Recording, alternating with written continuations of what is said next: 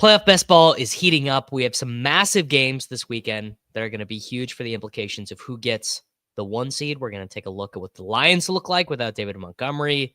Patrick Mahomes is going to limp through before he easily scrambles for a 45-yard run at the end against the Texans, winning that game. I am joined today by Justin Herzig to get some of his thoughts on the playoff best ball streets. Let's get after it. It's Short King Summer, dude. It just feels like no one in fantasy sports ever learns anything. Does he mistime it, or is Brock Bowers just a grown man? Brock Bowers is just a grown man. Dare I say, Rich, football might be back. In the words of Lane Johnson, this offense looks constipated. It's Short King Summer. All right, Justin, welcome to the program. It's been a while. I hope you're doing well. Your 5-time streak of being the only individual to get there is, I guess I haven't seen you tweet in the last 2 days, so I don't actually know. Do you have BBM 5 teams alive?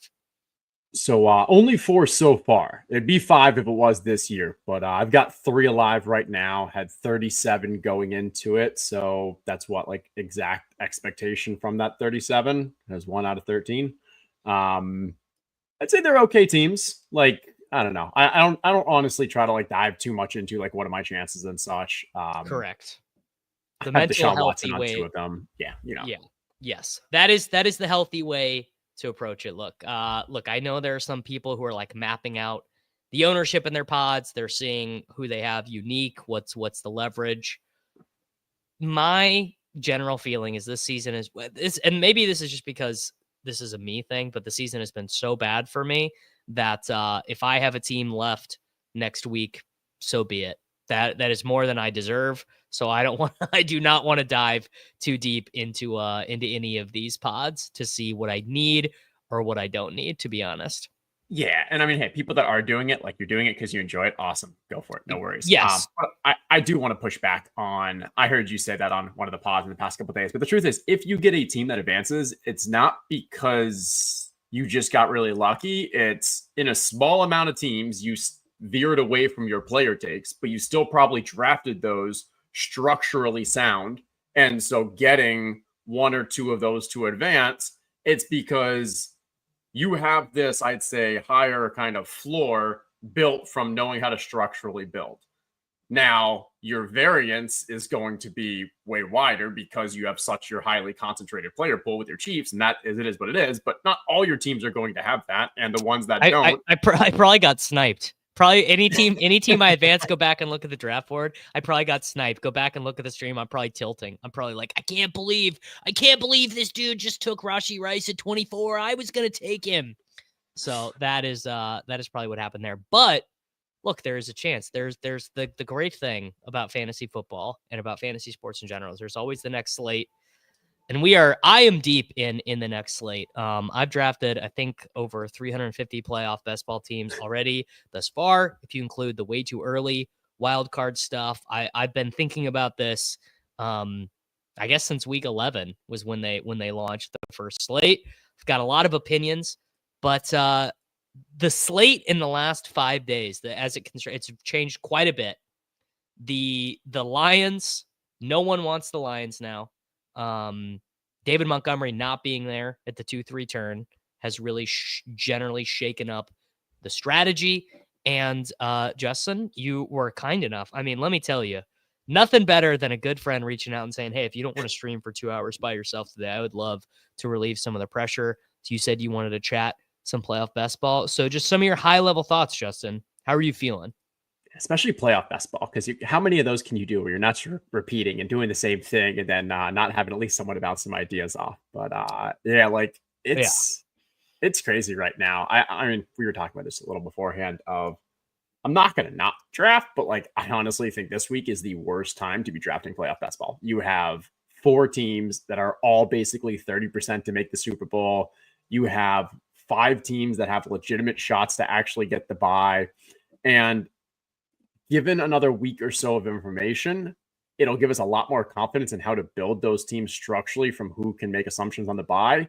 And it's not like we're gaining anything anymore because that extra week of information doesn't change the ADP dramatically. Like if the Eagles get the 1 seed, do we see Barkley and Jalen Hurts' ADPs change? Like the same thing is still going to happen. You're still going to have Jalen Hurts and AJ Brown being drafted, and same thing with the Chiefs and the Lions. Exactly. Like nothing's really shifting, but the lack of information we have right this second that we're going to have a lot more next week, and for sure too. Like, so I'm not drafting. So here's the thing: when I am drafting now, I'm trying to draft the things that I'm not going to be able to get in a week or two.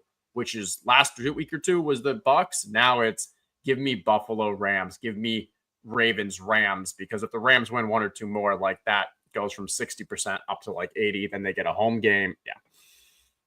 Yeah, I agree with you. I was taking the Bucks last week. I've been taking them this week. It's much harder to do now. People are very woke to it. Last week, actually, it was the Vikings that I was taking a ton of. Now people are crazy woke to the Vikings. Justin Jefferson is a 2nd-round pick. Sometimes people are very in on the Packers. I think part of that is probably the Sidekick. The Sidekick and legendary upside stuff is very high on the Packers. I know the ETR stuff moved Jalen Hurts to the 1-2. I've seen that represented a ton in these rooms. I'll say right now, the edge right now, and let me tell you, this is going to be a real boy cried wolf situation. The edge right now is the Chiefs. There's simply no way around it. The market as a whole still believes in Kansas City way more than your EPAs. And it's just, I believe they're still 2nd in Super Bowl championship probability, and they're 1st in conference championship probability. But you can basically get Mahomes at the 2-3 turn with like 30% frequency. Or I guess it would be the 1-2 since Josh Allen is the 1-1 now. So if you're drafting right now, those are the teams to be doing, which no one wants to hear me say it. I am just communicating the truth. Yeah. What does Mahomes really bring you in these playoff best ball contests though? Because yep. Any QB that goes against Mahomes is either going to have a higher projection or like pretty similar, and they're probably not going to get the bye. Like if Mahomes is not going to get the bye, now it's like, okay, well, at least I don't need to cover him. But also Mahomes, now that means they've lost 2 out of their last 3 games. Right. Also, it means they're going to have to go to Buffalo. Like it just doesn't, there's not an attractive path there. So I understand your argument that like there is value in the Chiefs, and I think that's fair. But for me, that value is like leaning with a solo NFC team and then grabbing 2 of those Xavier Worthy, Hollywood Brown. No, it's you do Pacheco. you do your Darnold or Baker Mayfield stuff with Mahomes. Now that is it's so interesting you say that, because this is the biggest wrinkle in playoff best ball this year from prior years, which is when the Chiefs made the Super Bowl for the prior 2 seasons, they at least scored fantasy points on their way there. Kelsey scored a lot of fantasy points. Mahomes scored a lot of fantasy points. The running backs scored a lot of fantasy points. There was even a secondary wide receiver contributing most of the weeks. This year, you would not be surprised at all for like, I'm trying to think of the right way to measure this, team aggregated fantasy points, total team fantasy points or something. The Chiefs could very conceivably make the AFC Super Bowl, be the AFC champion, and like never have been the 1st or 2nd highest team aggregate fantasy scoring team the whole way there. The Chiefs may not hit your lineup until the Super Bowl. Until the Super Bowl. Yes. Yeah, that's the right way to put it. Win each of their games, and they're not helping you. Honestly, each week it's probably 1 guy. It might be 1 running back. Probably it might be like 1. But in general, they're not getting you to the Super Bowl. But somehow you need to drag along a team that's strong enough that then, and that's why I'm saying, like, I think the value is having the strong NFC team, probably having another conference finalist in the AFC, and then having 2 or 3 of the Chiefs if they make the Super Bowl. And then, yeah, you've got to get lucky that those same 2 or 3 pieces hits in that Super Bowl. But I just don't feel good right now about give me 5 Chiefs. No, max 4, and your best combination is probably 3 with 2 AFC teams or 2 NFC teams represented. Like a great construction right now is Saquon Barkley, Mahomes. Then don't take Kelsey. That's kind of the key. You kind of have to pass on Kelsey, and you can take Justin Jefferson or Jordan Addison, Kyron Williams, Mike Evans, Josh Jacobs, Aaron Jones. Pair them with their quarterback, Baker, Love, Darnold. It's kind of hard to do Love now, actually. And then wait and do Kareem Hunt, Samaj Pirine, Noah Gray. Because, look, man, Noah Gray is going to outscore Travis Kelce in at least one playoff game, and maybe all of them. Just maybe all of them. So I think the Mahomes, Pacheco, Kelce teams, just right now, December 19th, those feel pretty gosh darn thin to get the points you need. Yeah. And again, like, unless it's the Chiefs versus the Eagles or the Chiefs versus the Lions, I'd rather not have Mahomes. Now, and what I mean by that is, if you miss out on Jared Goff or Jalen Hurts and you're playing Chiefs, Eagles, Chiefs, Lions, you have to have Mahomes, because otherwise you have no QB. You have no QB. But otherwise, like, if I'm going to be stacking any of the others, Vikings, the Packers, the Bucks, the Rams, I don't want Mahomes. Much rather have their quarterback. Exactly, because that same quarterback on a weekly projection is the same, if not better, than Mahomes, and you're getting it substantially cheaper, and they're not getting a first-round risk of a bye. So that's where, like, when I think through, like, how I want to make my drafts, I don't like the teams that, there's 5 QBs that end with me with Mahomes, because majority of those teams for me, either A, I don't want them because there's a better Super Bowl matchup, if it's any of those later ones, or B, if I am playing a Chiefs Lions or a Chiefs Eagles, I don't want to draft that today, because today I don't know who's actually getting the bye. I don't know who are the actual late round picks that are going to be very cheap, but maybe can advance. When we get to the week before the Super Bowl, the week before the playoffs start, we know who the 2 1 seeds are. That's when I'm focusing on, let me draft a team of, hey, if let's say it's the Bills and Lions. We now know Bills and Lions are going to the Super Bowl and the 1 seeds. Anyone who's drafted that combo before is probably dead or very thin, because they haven't been playing with that knowledge that, 1, these 2 teams are the bye, so I need to cover that perfectly. 2, right, when I do cover it, now I'll know who are the 7 seed, 6 seed, 5 seed.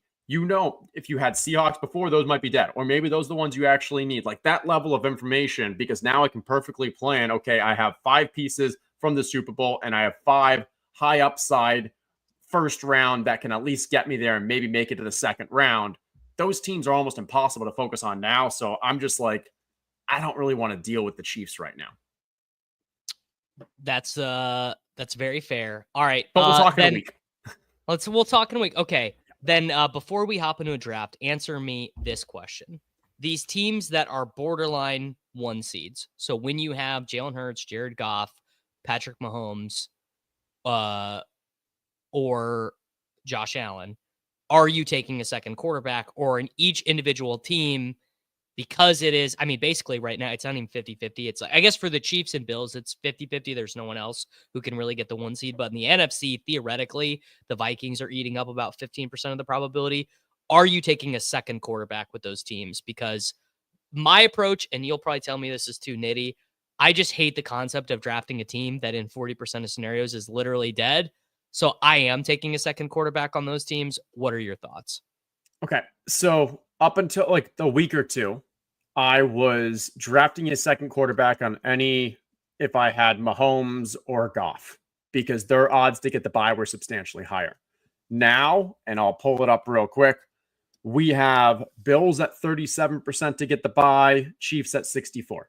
We have Lions at 53, Eagles at 35, and Vikings at 16. And I bring this up because right now, that's why I mentioned earlier, like, it's such a bad time to be drafting. It's just a bad time to be drafting. This week has been the flattest the buys have been the entire time we've had playoffs open. Next week, it could still be ugly, but we're going to have a good amount of more information.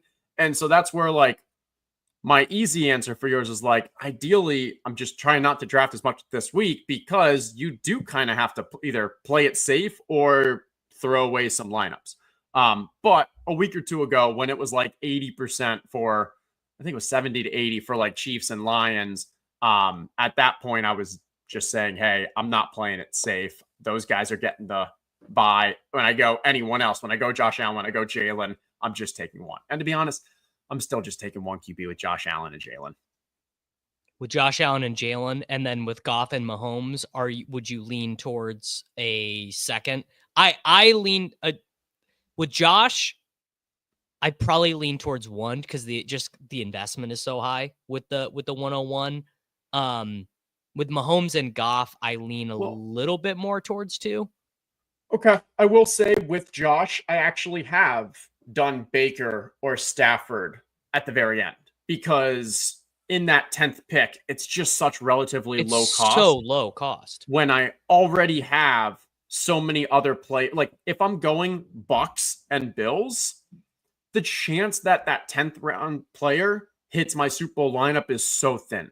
Now, if I'm going Bills and Lions, the chance that 10th round player hits my lineup is actually relatively larger because I'm not getting the elite players from the Bucks or from the Rams. And so that makes a difference. So when I have that Bills and I do go with kind of a lower chance of that team making it, even though the chance that Stafford or Baker outscores Allen is very slim, maybe Baker's like in the 20%, 25%, and Stafford's like 15%. But the chance that Baker actually gets the bye. And again, I need to look. If I have 6 Bills in that team, no point in covering it because if the Bills get the bye, I'm screwed. But if it's a team that I went 3 or 4 Bills and I see a viable path that if the Bills get the 1 seed here, I can still survive with this Bucks Rams combo, I will throw on that Baker or that Stafford because I know that like I've got a legitimate chance to advance even if the Bills get this bye. Yeah. All right. Let's hop into a draft. I actually randomly, I forgot I entered this morning. I don't even do this that often, but I entered into a playbook for no reason. I was just clicking around this morning when I was on the treadmill running. I just click a couple of these drafts and see what fills. And so I will be if you are in my draft, I was not meaning to be multi-tabling that hard. I didn't even know what a playbook was. I just looked it up. Okay, so that's like a daily. Yes, yeah, that's are you not in the you probably don't have the time to be in the streets. There were 2 weeks that I drafted about 50 or so. And at ETR we've got that draft assistant. Exactly. Yeah. So I was basically using those weeks as a way to kind of work on the tool. In general, I just don't 1-1. There we go. I just don't have the time for it. Yeah. I think the thinking that's gone around it in the past year or so has been awesome. I mean, the stuff that kind of what is it? Nerdy tenor, and then I know nerdy tenor. Like, yeah, like stuff that he's been doing. I know Davis has pretty been high level. It. Yeah. But I just from a time commitment wise, and like I've never been a big NBA guy, and I know people can auto those a little easier. Yeah, you can auto you can auto NBA, but it's a lot more difficult, and ETR does not make the you good with Josh at 1? Oh yeah. So it's very, I mean, ETR, man. It's the presence of Establish the Run is crazy. Everywhere, but it's probably not larger anywhere than in NBA. Mr. Desert Fox, 5 memberships. I appreciate you. Also watching on Twitch, man. What a guy. Okay. Now, why do you love Twitch? What's like the I don't know, viral like thing that gets you there? Because I know you like it. I've heard. Yeah, I do like Twitch. I mean, I am a big video game nerd, or at least was before I started being self-employed and didn't have as much time anymore. And I used to just have it on in the background all the time for FIFA. I would have whoever happened to be streaming at the time. It's like AM radio for 30-year-olds. That is someone said that in one of my YouTube comments once, and I haven't been able. It's like Mike and the Mad Dog for children, basically. Yeah, good reference. Yeah, but there's not like a viral ass, not like a I don't know, because I know you're all pretty up on the pod versus YouTube versus all the others. It's impossible to grow on Twitch. It's so hard. You have to get big. You have to get big somewhere else first. It's like growth, then. Yeah, their algorithm, the way Look it at this works. draft. This is just silly how it's happened, but yeah.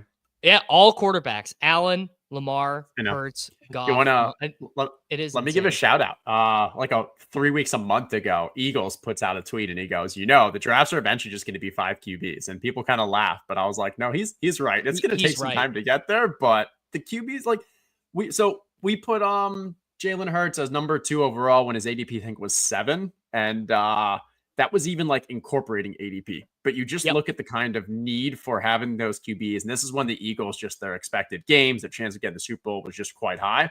But again, I said it on Twitter, like number 2 is just the worst pick right now. And I can kind of go into that if there is any kind of pushback, but number 2 pick is bad.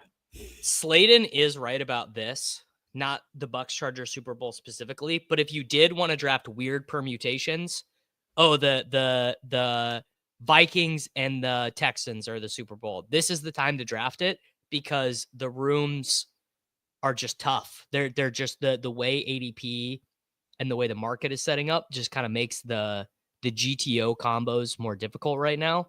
So if you were going to do it, this would be the time. Derrick Henry is still on the board right now, and we're not even in a spot to take advantage of it.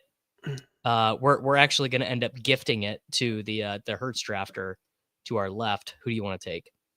Okay. I know you like JJ. Let's grab JJ. I think we could do JJ and JMO.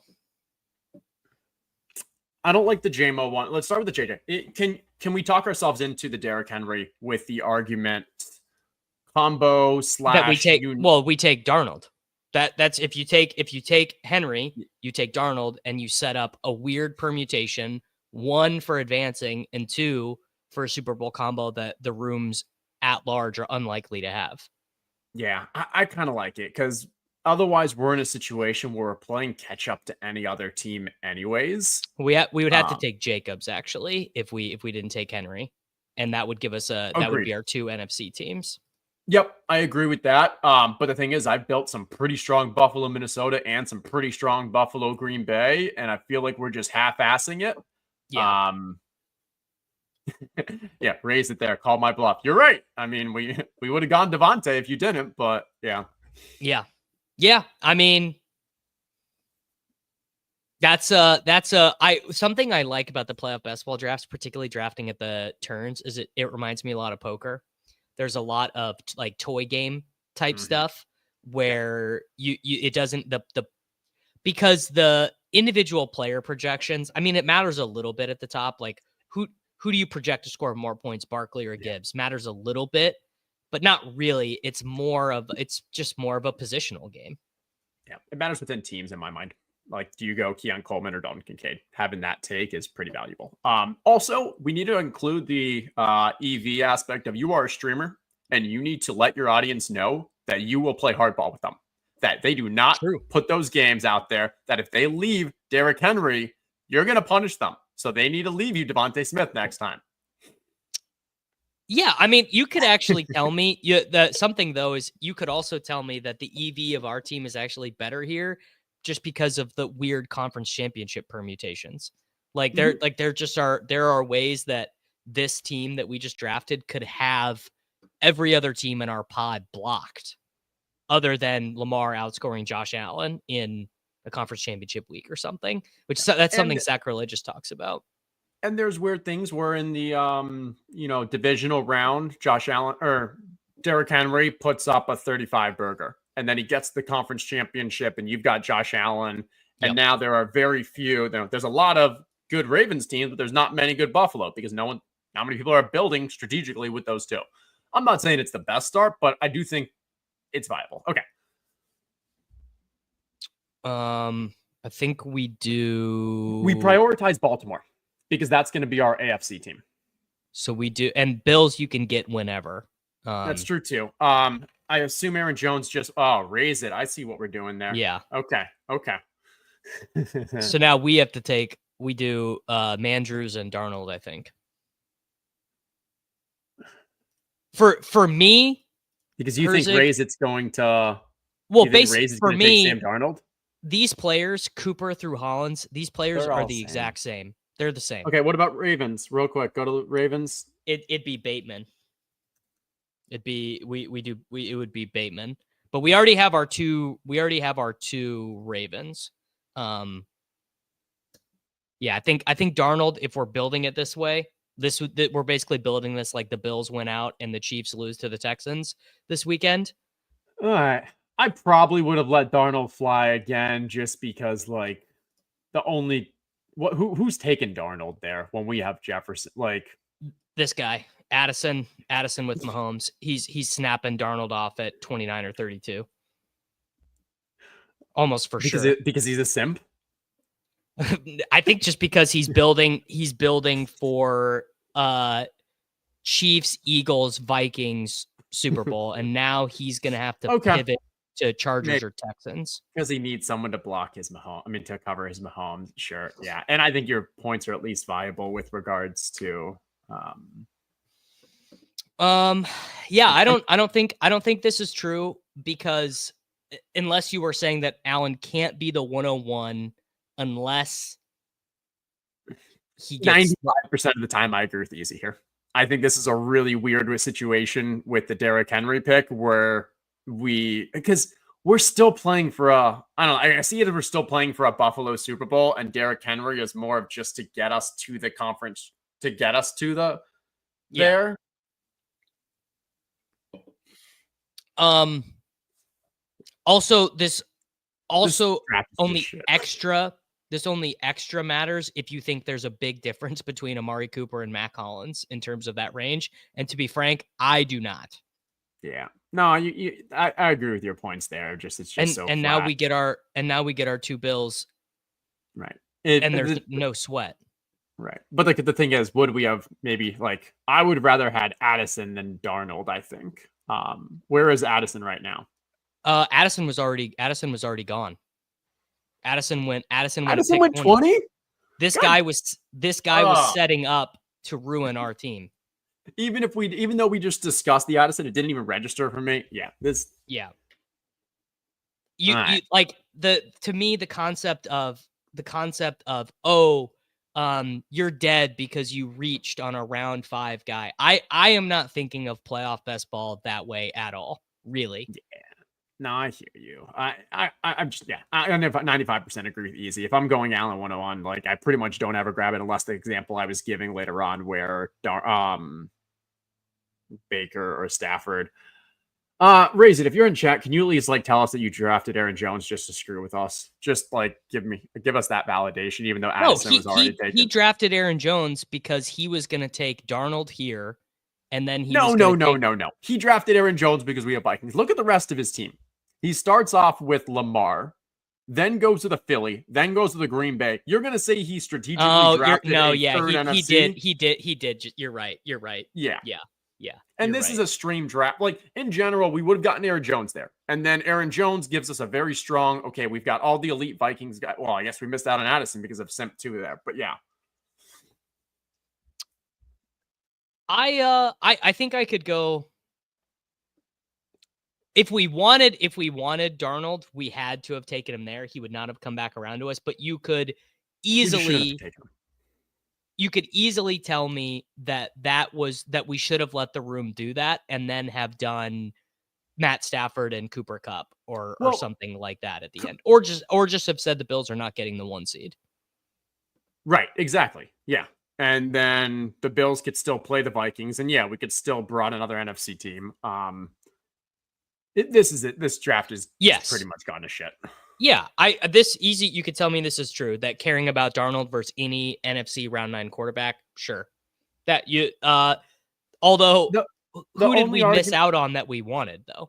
Well, here, the only argument I was for the Darnold in my mind is if we're saying we're also playing for a Vikings Ravens Super Bowl. And that's when I drafted the Henry. That's what I think. Yeah, because that's where when he's saying a round 9 QB versus anyone, well, the specific is that we drafted Jefferson. I was expecting we were going to get Addison and Aaron Jones. And yeah. I don't want any more Ravens. Any more Viking Hawkinson? It would be Akers or Naylor. Just get us. I mean, I'm at a point right now where you just take Terry and just advance out of this. Do you like Ty Johnson or Ray Davis more? Ty Johnson. Okay. You want to do Terry for the advancement piece? That's what I'm saying right now. Like, we maybe just like this. Or actually, because we took Darnold, should we take another AFC team? Should this be Tank Dell or something? What's the best available? Terry's projection is just. It would be Lad. It would be Chargers. Yeah, let's do Lad. Sure. Yeah. I mean, this team is pretty shit. It's not right great. Now. It's not great, but technically.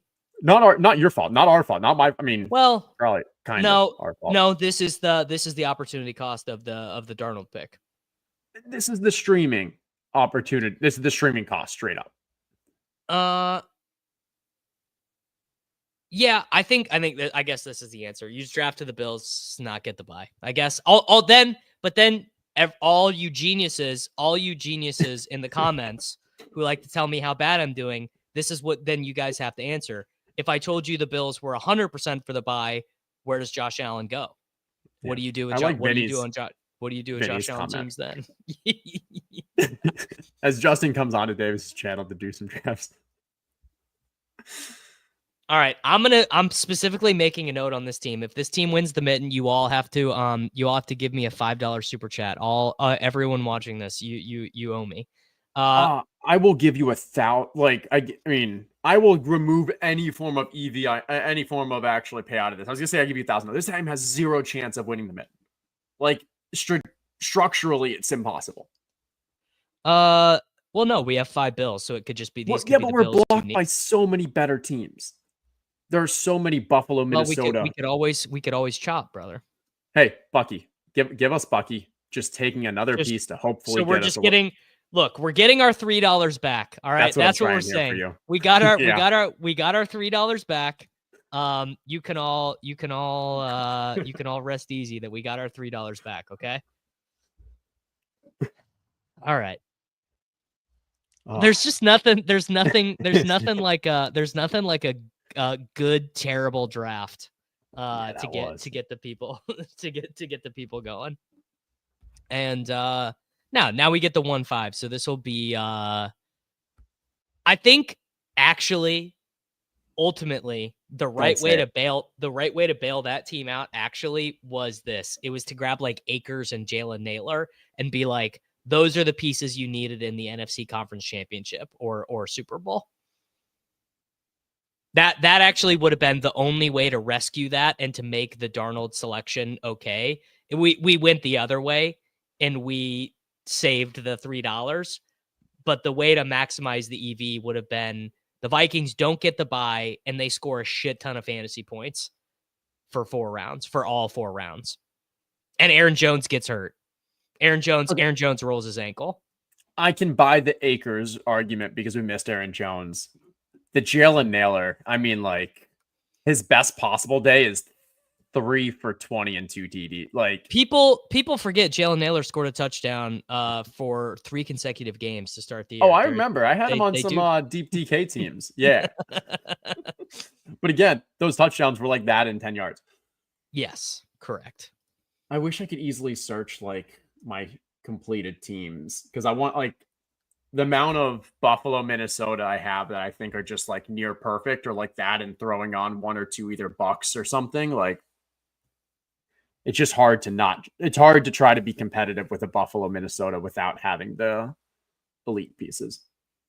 Look, man, when I get that $3 back. Yeah. All right. Look, we've got another all quarterback first round. Polite Hater takes Barkley, which actually sets us up. You want to talk about toy game stuff? This sets us up in an elite spot because we can take Gibbs and then we can take Goff or Mahomes. It doesn't matter. Oh, no. Oh, or you want to take St. Brown? No. I think Gibbs is the right play. I was thinking if you really wanted to go like high leverage, you go Gibbs, you go Amon-Ra, because theoretically Polite Hater should not be taking Goff, and then none of the others would take Goff. So I've tried to do that a couple times. your success rate on that is going to be about 40%, because sometimes what'll happen is the Mahomes drafter or the or the Lamar Doubles. drafter will just say, you know what, let's just do it, and you get snapped. I'm down to try it. But the team's I'm down not to dead. try it if you want. Yeah, but the team. Okay, there goes Goff and Amara. Okay. I'm no longer down to try it because the NFC guy should take Mahomes at some degree. Who's Unless still you want available? to, I'll do it. Nah, Henry you can't or argue. You Mahomes. can't go. You have to go Mahomes here. It sucks. Yeah, you have to go Mahomes. So this is I think this is the example where I think it's the worst time to try to be drafting the 2-1 seeds, because they might not be the 2-1 seeds.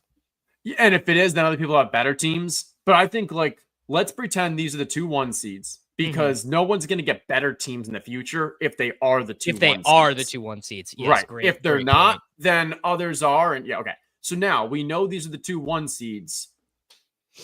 Very, very few teams are going to have a Super Bowl of Lions and Chiefs have 5. So let's get 5, but we're okay with the pieces and we need to go.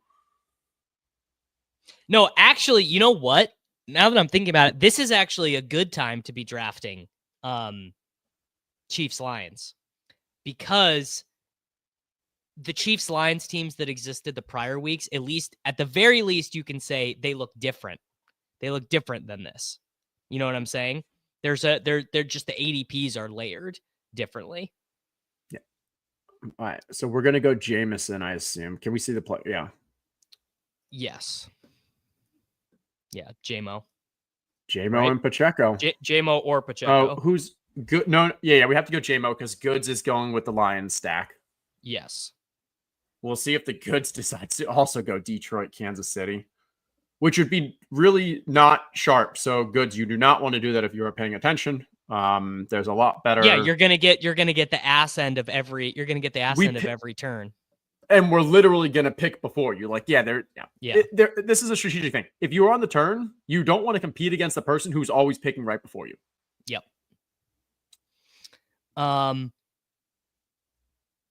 right. Do you want to do who do you want to do as our second team at this next pick? So throwing out options. If Pacheco's available, I think we take Pacheco. If he's not available, I think you could go with Nico, because then you mix and go. I think Pacheco. Yeah. Yeah, I think you just take Pacheco and then you save your final pick for a Lion or a Chief, and then you build whatever else you want in between, right?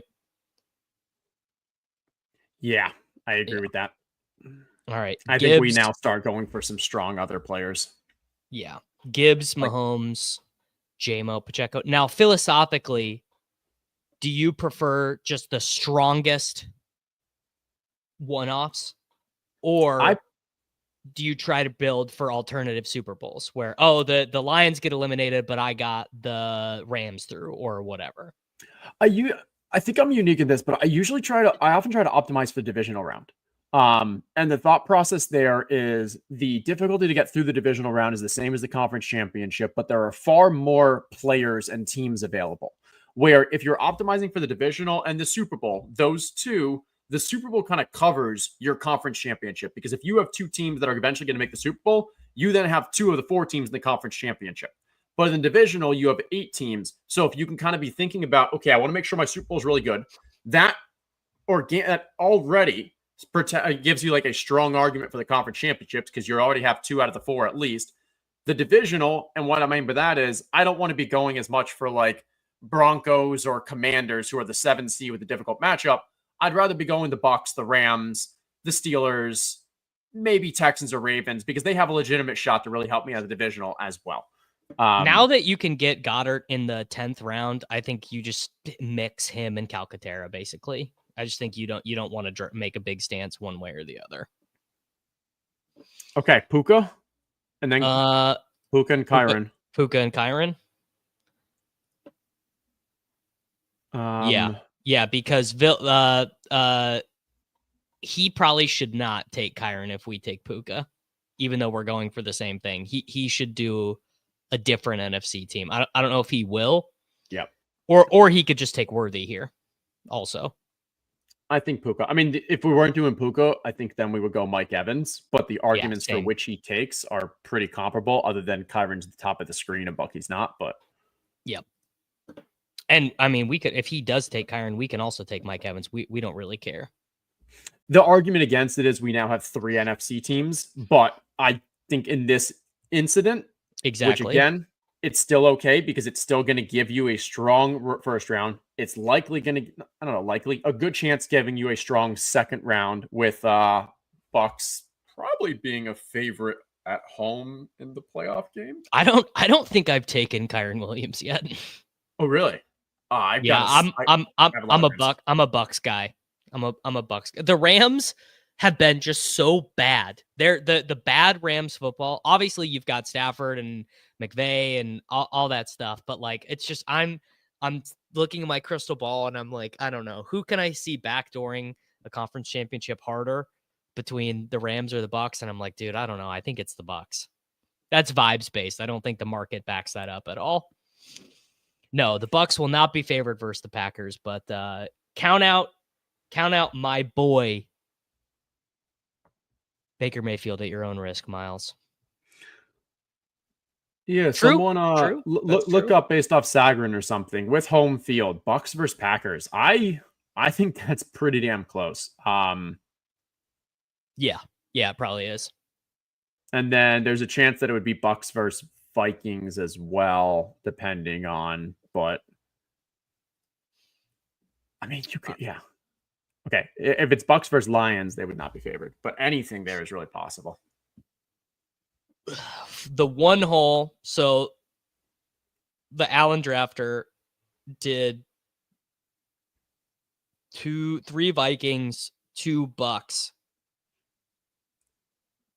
Yeah, well, that's a lot better than taking Sam Darnold. So let's recap out. Yeah, let's recap after. You want to throw Cooper Kupp in there?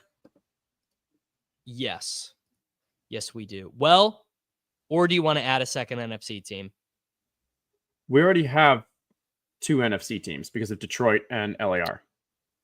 Oh, sure, you're right. Or do you want to add a second AFC team, a non bye week AFC team? It would be Lad. I think we go Cooper Kupp. I think like we still need a pretty strong week 1, and that means Stafford because we're going to be drafting Stafford as well. Yeah. All right, Cooper Kupp. Welcome. Now we have 8, 9, 10. We have 3 picks left. Yep. One of those is a KC or Detroit. One of those is Stafford. One of those because we just took the Rams players. I think it has to be a Chief just to give us an extra Super Bowl combo. I agree with that. I think Xavier Worthy's available. I'd probably do that. He is. Yeah. Yeah, that does give us an extra. If we take a Chiefs receiver, it gives us an extra Super Bowl combination we wouldn't have access to if it was a Lion.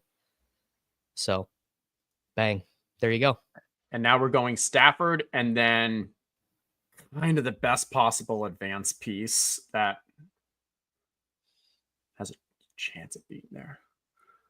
Best possible advance piece is, I mean, it's very likely going to be Lad or Quentin Johnston. Yeah, I like Lad a lot more than Quentin Johnston. You're not alone. You're not alone in that.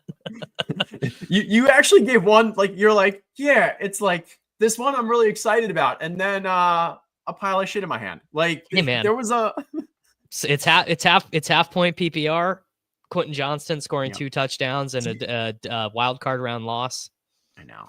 So we could actually take a running back because right now, when you think about the first round, we just have Kyron. We're probably dead if Kyron does not get 16.4 dog. Sure, but I'm saying a second running back can count for us as well. Can be our flex. Yeah. Right. Yeah. This is actually a great point. A lot of the 5 team, the Lions, Chiefs, 1 seeds have probably about half of them probably have Montgomery in them. So that's actually, Benjamin, that is a great point that I would not have thought of. And Lad goes. Do we know, Ray, is it like I hope he's a good person because right now he's really being Look, a dick. I hope he's a good person. Our best in this environment, our best advance rate piece for the AFC is Sutton. Can you start Stafford? Yes. Just give us another 30 seconds. It'd be kind of cool if you had like some rankings or something that helped us determine and got rid of these players like Jamar Chase. Yeah, well, I normally draft with the Sidekick, but I didn't want to force you to cross pollinate. So I don't have it pulled up. Here, all right, I will pull it up for the next one then. Whatever. I'm just trying to think. It would be best AFCP. I mean, it is. We're scrolling too far now. Don't do that to me. It would the best AFC advance piece is Sutton for sure. AFC. I don't care. Honestly, I don't really care much about AFC right now. Okay. But Sutton's not a bad play anyway. So I'm fine with Sutton. Like McMillan. No. In my mind, and B-Rob just went. Who's the best running back? Just so we make sure. Oh, Rashad White. Rashad White is pretty strong. As our flex piece. I think I like Rashad White than Courtland Sutton. Much better chance of playing in the second round. Yeah. So we're going hard on the Stafford, Puka, Cooper, Cup stack, and yeah, I'm okay. I think there were strong arguments for either Courtland Sutton or Rashad White. Yeah, basically, Dobbins. This team simply needs the Rams to score 42 points in week 1. Yeah. Sold. Easy, dude. Possible. Easy. Can you answer Miles's question? Because I'm curious your take on that as well. I mean, it just feels like that would be really going against type for JK. We were waiting for him to not be injured this whole time, and then he gets injured. Yeah. I've not heard any reporting. Basically, is the thing is I've got nothing on him. And actually, I thought their usage of Vidal last week was them being like, we might not have J.K. Dobbins when it matters because they played him 2-to-1 snaps over Gus Edwards. Yeah, I just thought that was out of necessity because we know Gus isn't catching anything. True. But, yeah. Trying to read up and see. But my read is that is unlikely. If you were only going to do 5 to 10 drafts, I honestly would just say don't draft any this week. I would say really don't draft any this week.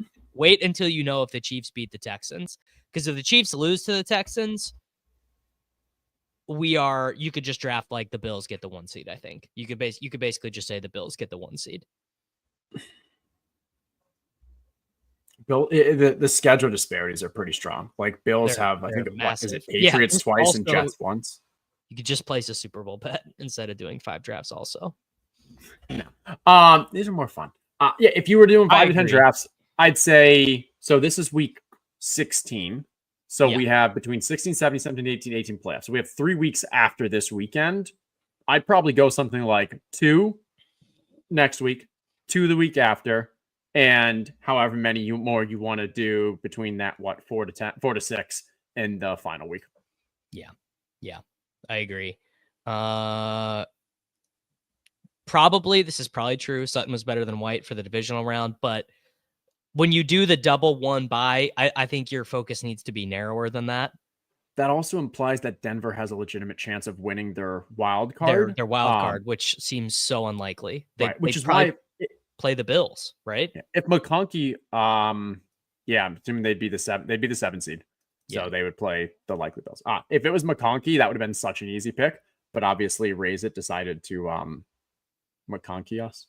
He sure did. All right, let's. I will pull up my draft buddy so that we can stay on track. I'm open to trying the ETR too. I just haven't. Do I get it from ETR? Do I have to go to the solver? It's not for playoff bet. Yeah. So right now, it is available for dailies. Okay.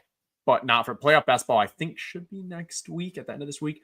We actually just recorded a pod with Adam and Sam from ETR, Sam brought earlier this week. So that'll be out on the podcast waves, I think, today. If the Broncos win tonight, they're locked into the 6. Well, I got news for you. I don't know if they're going to win tonight. What's the line tonight? I assume it's Chargers by 3. I have not looked. I don't actually know where it is. Let me. Chargers are by 3 at home. There you go. Yeah, there you go. Good call. Yes, I could upload the ETR ranks into the Sidekick. Actually, maybe I should do that. That would actually be interesting. That would give you if you want a unique. Yeah, I was gonna say that. game inside the game. That gives you you're not going to be actively battling with other people who are just using the leg up stuff. But we have the 1-4. So your favorite. Yeah, it's well, maybe not anymore. If the guy at 3 always takes a quarterback, then no. I think your comment about 4 being the best was appropriate until this week. Until and still I'm gonna still push 1.1 was better, but like I see the argument in the 1-4. I think right now 1-4 still gets pretty ugly because of the situation we're in with the buys. Well, what's gonna happen is we're gonna end up doing the same gosh darn thing. We're gonna end up doing another Goff and or Mahomes thing. Yeah, I guess it's saying Lamar. I would definitely go like Lamar Henry feels good. It also Lamar Henry allows you to take advantage of the. I know, stuff. I know, Mr. Joshy Merlot. He is going to take Lamar right here. I bet. Nope. So we can do what? Gibbs. So explain to me, what did that mean? Why did it bump up Gibbs ahead of Lamar? Because now this is why the 1-4 is goated. Because we can get a QB in the back. Because you can get any correlated quarterback. Because you could set up any. This is why the 1-4 is the spot you want. Because except for the one, I'd say let's go Lamar and then I'll talk through. Yeah, exactly. Because you want to go Lamar. Well, I was not nimble. Not nimble. It's okay. Because I understand the idea, but we're likely going to have Detroit, Kansas City again, and again we have no like. Well, so this actually would be counter to your point, but it feels bad drafting those teams, but those are the teams that are most likely to be in the Super Bowl. You know what I'm saying? Yeah, but they'll be available in 3 weeks, and in 3 weeks we're gonna know what the rest of the matchups are. Well, we're gonna be able to. For this contest, this is the mitten, so this is gonna be closed by like Tuesday. Okay, that's fair. So that matters. I'm only doing gauntlet. Yeah. Is there any reason to screw with this? Again, no, there's not. Yeah. I think taking Lamar. I think taking Lamar there is fine as well. I got no issue with taking Lamar there. I was about to do it, and my fingers were just not nimble enough. Right. My fingers have gotten nimbler, but it's not perfect. Yeah, and I see exactly just like because you can get a QB back, and I get that. But in my mind, with the current just unknowns of who's getting the 1 seeds and such, I think you're adding risk at drafting for these 2 teams with the 1 seeds, where the teams that will be able to build in 3. Yeah, again, okay, for the mitten, it makes sense. Need to change my mindset. We're not going to be able to draft in 2 weeks. So another thing on top of that is there is actually this little added benefit of doing Lions Chiefs in terms of probability, which is that sure, isolated, these 2 teams are only roughly, what'd you say, about 37 and 40% likely to get the bye. 31, I think 31 and 30 or 31 and 29. No one's higher than 31, I don't think. But combo probability that's to make Super Bowl.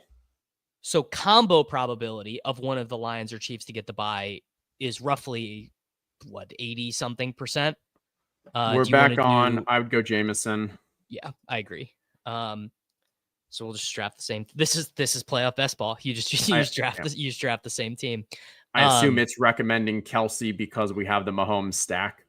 Correct. Yeah. I just disagree with that. The Jameson is a more valuable piece because the amount of fantasy points available on the Lions are lower. Yeah, There's 100%. not a round 10 Lion you can take that you feel good about getting Super Bowl points, but you could take. I mean, Juju is gonna catch a pass in the Super Bowl, and 1.7 points might matter. The Noah Gray Kelsey arbitrage is just the it's massive. Yeah. I think Aaron Jones probably. What do you Can I think? see your team real quick? What are we working with? We have Gibbs, Mahomes, J-Mo.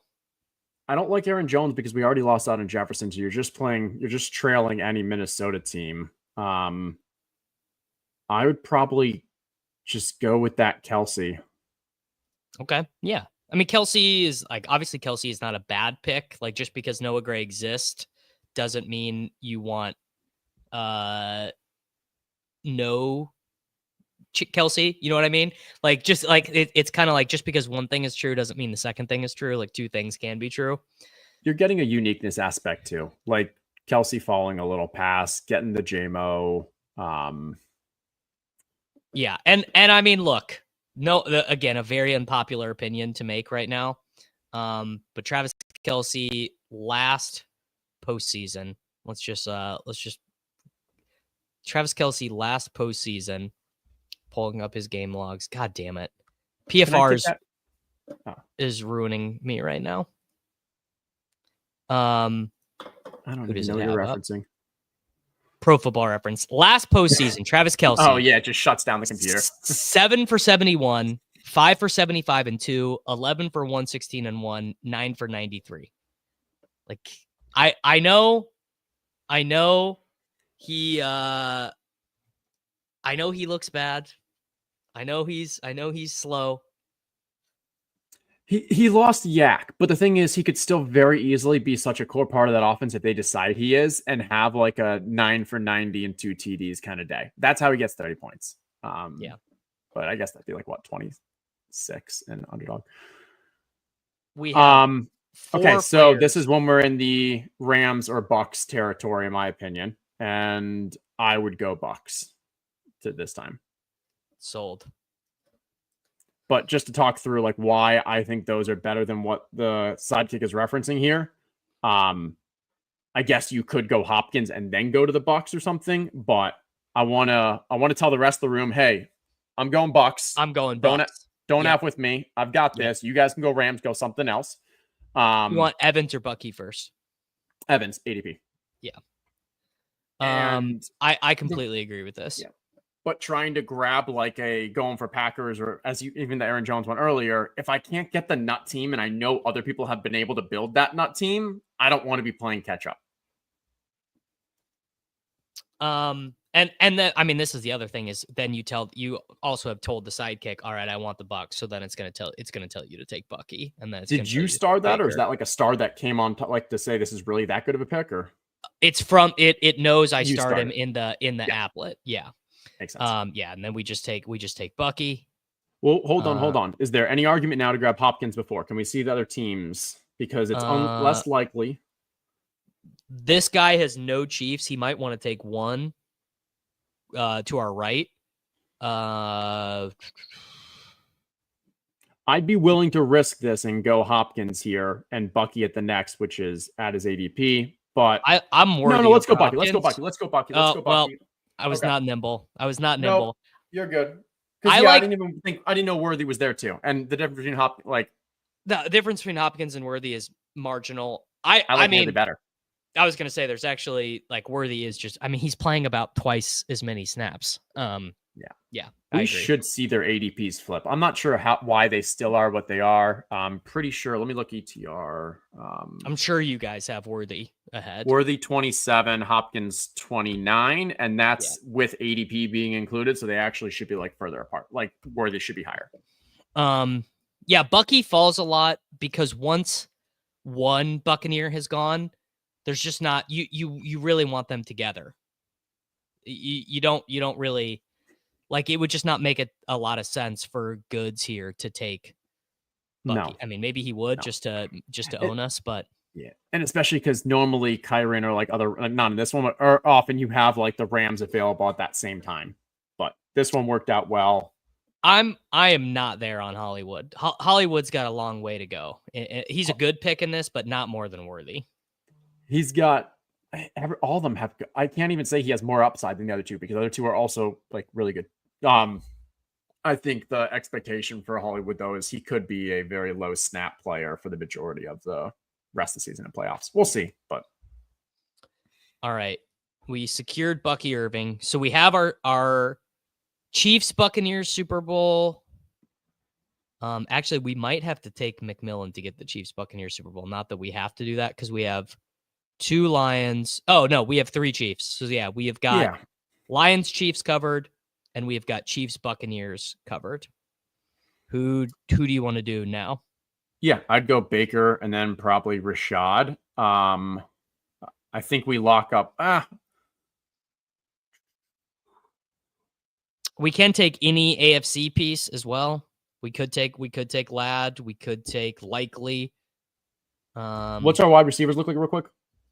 It's just Evans. Let's grab Ladd. Let's grab Ladd. Nimble. There's there the we nimble. go. There's there we the go. nimble. There we go. You guys think I'm not nimble? There was some nimbleness. That was definitely correct to get any AFC wide receiver there. Yeah. I still would rather have Baker over Herbert because I think a Super Bowl. Well, I mean, I see it's recommending like slightly Herbert. But in a Super Bowl of Bucks and Chiefs, Herbert Baker's for sure outscoring Mahomes. Baker might be. The way Crane explained it to me is why it wants Herbert is bracket reasons that the Chiefs and Chargers are very unlikely to face each other, or it's impossible for them to face each other until the conference championship. So it's divisional round stacking basically. Same with Bucks and but none of those things are impossible because of the way the buys are. Because the 1 and 2, because Bucks and Lions are same situation. The Sidekick sets the seeds based on how you draft. It creates a bracket. I believe it creates a bracket. Sack, tell me if that is right or wrong, but I believe that's what it is doing. You went Baker, which I think is good. I could have seen an argument for going Rachaad White there because we had that extra Herbert out. Do you want to take Otten, White, or do you want to take another Charger? Can we look at our team real quick? Yes. I think all those are pretty, except for Johnson, are all decent choices. Mahomes, I'd go Mayfield, Rashad. Gibbs, Irv. I think you're right. Just give us another running back score in round 1. Another one of those two. If the Bucks are going to win, which we're kind of needing to happen, either Rashad or Bucky's having a good game. I'd say Rashad outscores Bucky 40% of the time going forward. Something like that. Yeah. Bucky's upside is substantially higher, but on it just from a median, I think Rashad's it's pretty close. Yep. All right, there. I mean, I think we landed the plane there. I think that was a perfectly cromulent playoff best ball team. And I will say, so I'm gonna slightly take back that worst time to draft aspect for the mitten. That's different because the reason why I don't want to do the 1 seeds now is because the multiple weeks in advance you're gonna have more info. But if the mitten closes in, I don't know, what's your projection? You're pretty in the weeds in the mitten. When's this gonna fill? Right now it is, how full is it? It's 60% full today. It was when I woke up yesterday, it was 42% full. So it's bad. So it's I would say it might not make it to Sunday night. Yeah. And if there is a huge outcome in Texans Chiefs, that is going to have people piling into it more. And people are off of work next Monday a lot of the time. Like a lot of people are going to be off Monday, Tuesday, Wednesday. I think Stefan is probably right. I think it'll probably close Tuesday next week. Okay.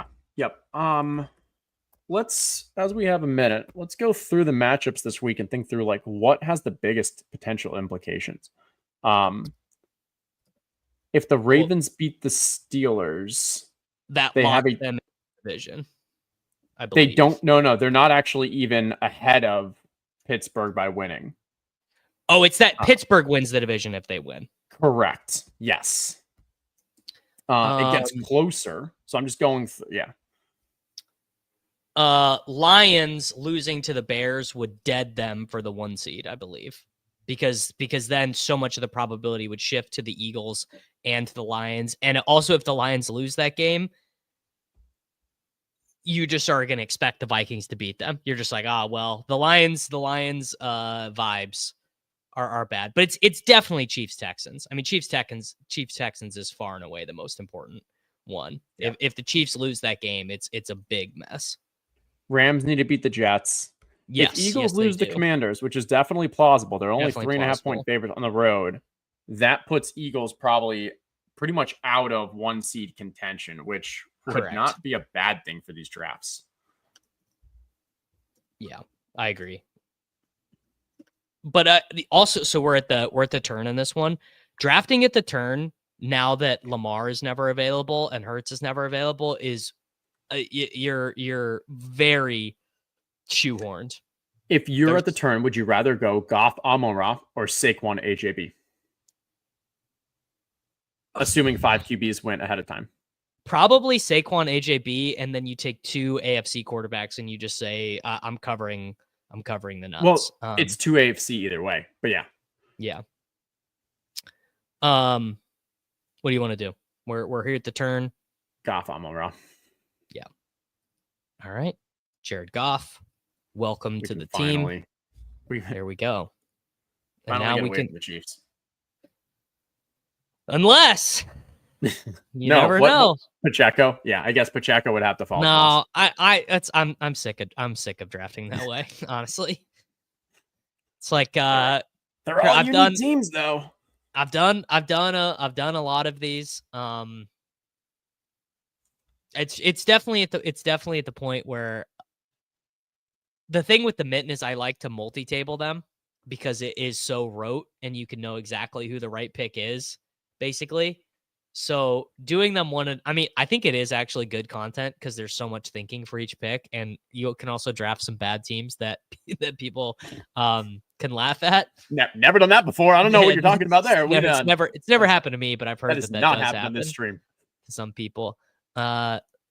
Buddy, I am a sponsored Underdog streamer. You talk to my partners about that. They're you start paying my bills, Dylan. I don't want to put this in writing, but I have concerns about the DK drafts and the collusion. Well, I mean, it's like you just have people who are not even aware. It's harder to actually find collusion, so I don't even think they're going to try. Yeah. I think Flowers is right here. What do you think? Flowers, Kelsey, Mixon, Hopkins. We could do. We have 2 picks, so we can do Laporta. Kind of like Flowers and Nico. Flowers and Nico set up 2 AFC teams. Yeah, because you don't want to go for another Raven at this point. No, and I don't want to go Baltimore, Kansas City, and fight against the Kansas City and get a crappy Kansas City. I also agree. Do you like Laporta or do you want to do Nico? I'd go Nico. Good and again, if we knew Lions weren't getting the 1 seed, I would go Laporta. But the fact that I don't want to, yeah. I think this is either mitten 99 or mitten 100. I think. And this sets us up to get a late Stroud if we have the other Texans, and that then covers our Jared. Yeah, you want to talk about a guy who could make the Super Bowl while never topping 14.5 points. Mr. CJ Stroud was like second half last year, just variance, small sample.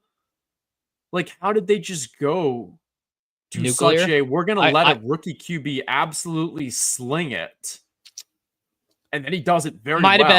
Might have been. I don't know anything about their defense or who they had available last year or anything, but it might have been sheer necessity. Maybe they just felt the defense was fragile last year, and this year they think the defense is good. So and D'Amico Ryan's obviously a defensive styled head coach. It could be that they didn't trust Darren Singletary enough to have the 20+ touches, but they do Mixon. Because it's interesting. I remember these conversations before last year best ball when we were talking Bryce Young versus CJ Stroud. And a lot of the argument against CJ Stroud is this Texans team is not going to let him sling it. Like, this Texans team, we know what their DNA is. It's going to be a run first. They're strong defense. Like, there's no world in which they let this rookie QB, who's already proven a little kind of wild and untrustworthy in college, high upside, but definitely risk, to sling it. And then he goes and he has one of the best rookie seasons we've seen. And the Texans just played unlike we've seen their DNA. And now they're back to kind of what we expected last year. I mean, worse. Well, no, actually they do. Actually what they look like is they look like a team that's protecting their rookie quarterback. They look like a team that's like, oh, we're really good, but we're protecting our rookie quarterback from having to ask him to do too much. Like, if you take the aliens and you talk to the aliens and you show them these 2 seasons, even they'd be like, oh yeah, that was his rookie year. And then this was his sophomore year where they started off slow and then they got trusted him and they let him sling it. Yeah. Oh shit. We just missed on Laporta. That would have been fun. All right. And Mixon goes too, right? Oof. Yeah, that's really annoying. Because we need an AFC. I think we actually just have to take Kyron because we just need points. We're just gonna need points. Or Bucky.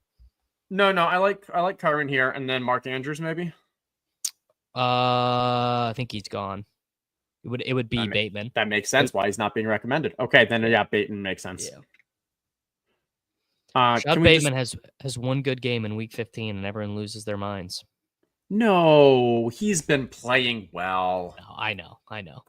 Yeah, Bateman. I have so much of him in the big board.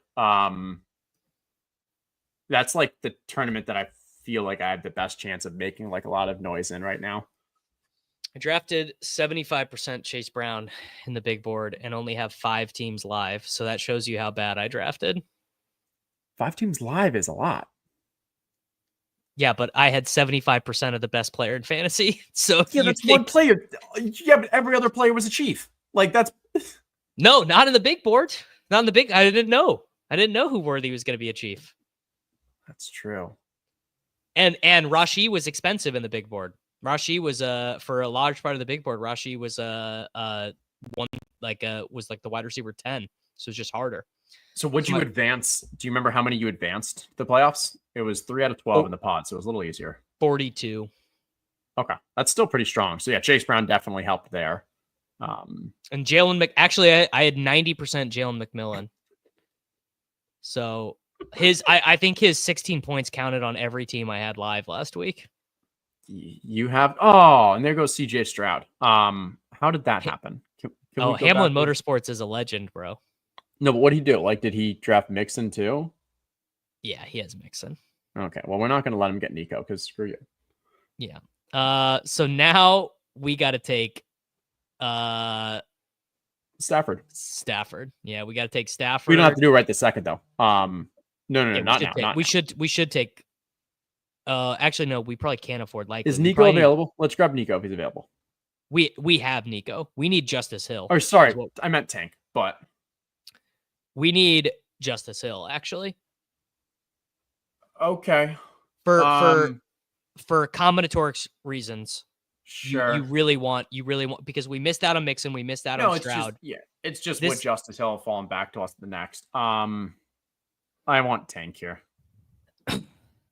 Wait, but don't click it. Let's just put it in the queue. I feel like we've gotten distracted here. We're going Detroit, Baltimore, Houston. We're not going to really. Tim Patrick's available. Maybe we go Tim Patrick because at least one more Detroit piece. No, you're right. That is yes. 5 seconds. After Justice Hill, you want Tim Patrick. Yeah, but after. I don't know. His ADP is a lot higher. Well, but do you see what I'm saying? Without Justice Hill, this team can't field a Baltimore-Detroit Super Bowl without Justice Hill. No, I agree with that. I agree. And sometimes Justice Hill makes it back to you at 54, but not at anything like 100% frequency anymore. In fact, I assume, Josh Merlot would have snapped him off, I think. Well, actually, he took Gainwell, so probably not. I'm going to pretend I was just trying to bait you into saying Sloan Baki. Well, buddy, I can't even believe this is true. I thought guys in my Discord were trolling me this morning.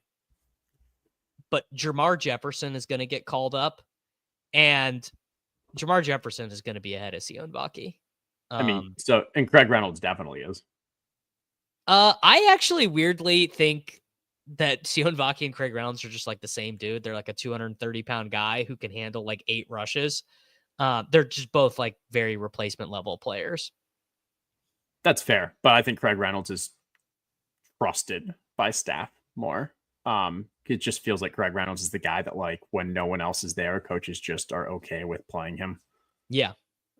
Sion Vaki's going to get a fake punt though. That's the you got it. You have to account for getting a fake punt rush equity on Vaki. Joshy Merlot, yeah, if he took Cam Akers, he definitely would have taken Hill, so we would not have gotten him. That's probably true. Josh Merlot is also, has an interest. Okay. There Tank Dell falls. Did Stafford go? Yeah, I did. Lucas took him. Fuck. All right. So Tank Dell, and what QB is available? Jaden Daniels. Jaden Daniels. Because we didn't go any Bucks, right? No, we did not. We did not go any Bucks, and now we could take Zach Ertz with our final pick if we want, or whatever. Yeah, Tank and Jaden. Someone wants to say hi. Oh, hey, buddy. You having a good day? You're probably having a better day than my dogs. Just snoozing on the couch. Yeah. My dogs want to go on a walk, and I told them it's way too cold outside. I said no shot. Well, I mean, look, you could definitely do worse than Jaden Daniels for a backdoor. It's fine. Who took Stafford? Lucas. Stafford went to the Mike Evans drafter and the Sam Darnold drafter. Because they drafted Puka.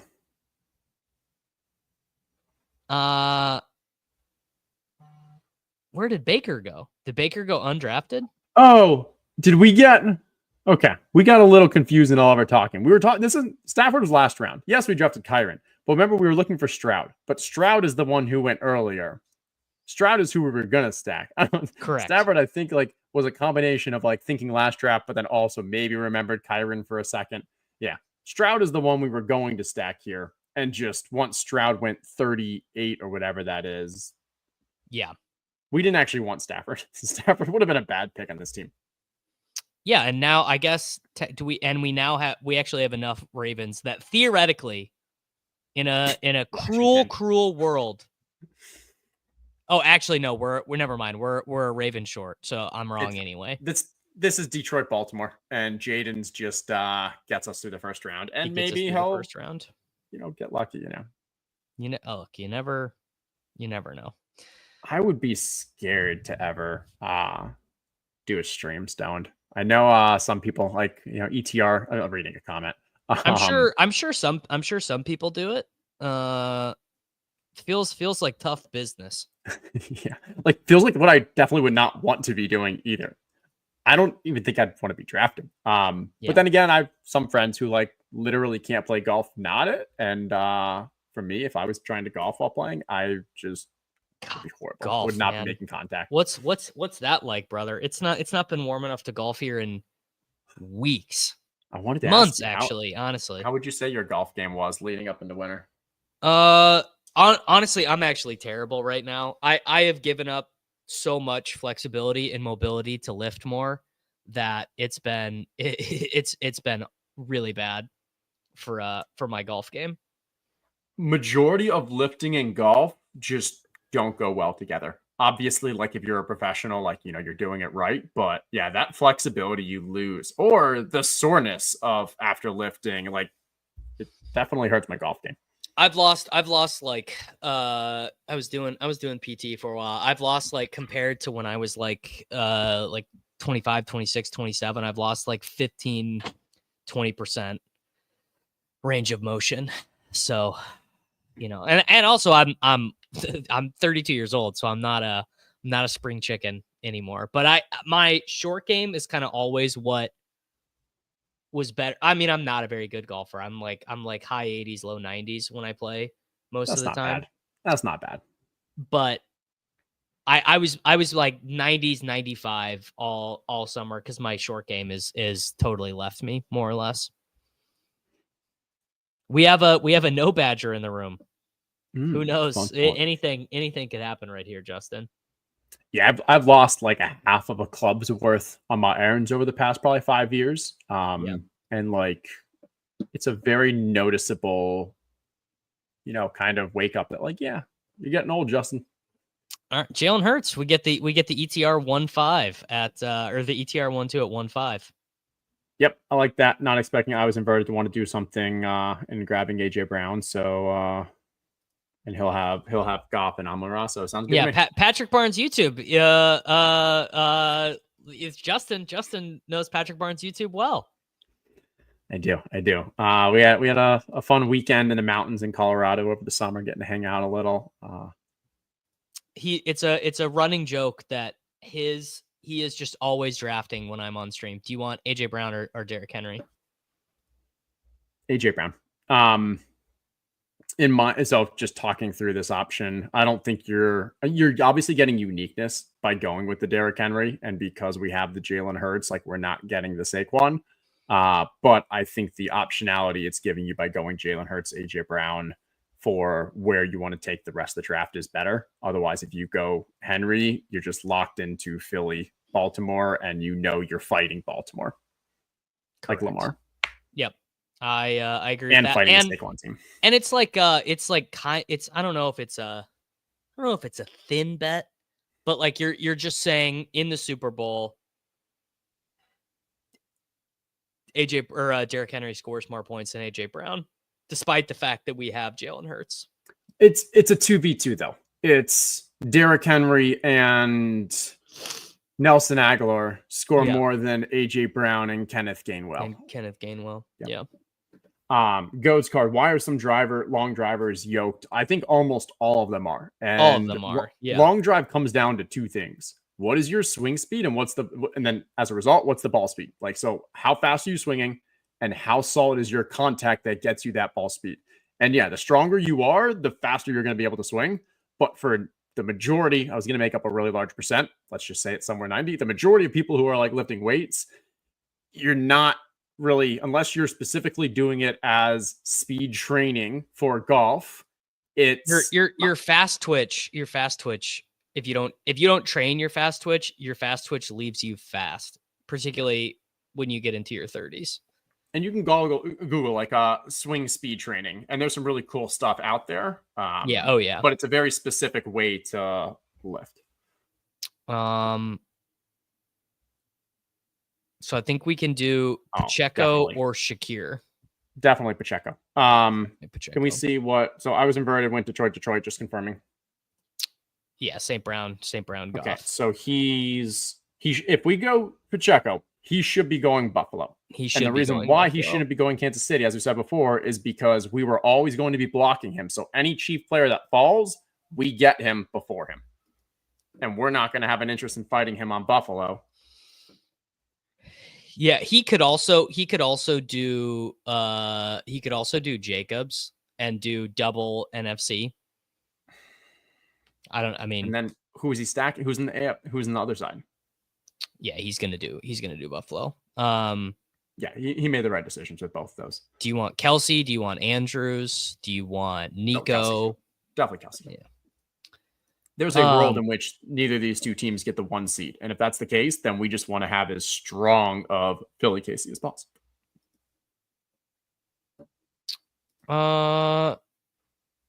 Yeah, I mean, I think you want to try. You want to try and do, like, some people in this contest have St. Brown, Gibbs, Goff, JMO, and Laporta. Not very many people, but a good, 100 of those teams exist, or 200 of those teams exist, or something.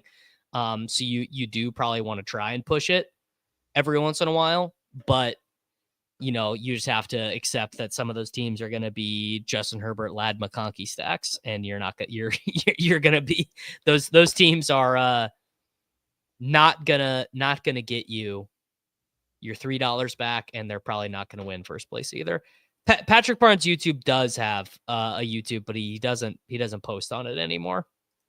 It used to be huge. I mean, I guess it's still like it's still a huge. He just hasn't posted on it in like 3 years. Now he helps establish the run YouTube get big and famous. And he qualifies from awesome shit and does he well. Finished second in the Dog Bowl. Dog Bowl. And he told Pete he's not bum hunting us, but I don't know if I believe him. Okay. Ooh, Bateman walking around the locker room in a boot. What if Nelson Aguilar is who you need? So I don't think we want to add Buffalo. I think we want Nico. I would go Houston there. Yeah. I mean, theoretically, I'd look at Image Inverted and I would see like, would he be willing? Like, is there a difference between Nico and Mixon? I just can't see whether he has any running backs with the. Drag the tool down. Okay, that's fine. He actually probably is going to take Mixon here. Oh no, he's going to do now. He did Steelers, yep. And that's smart. That is smart. What can you do, man? Guys drafting smart. Yeah, Mixon for us, right? Yeah, because if he did go Mixon, we're still going to be getting like the Tank Dell before him, so it'd end up being a one-off Houston player for him.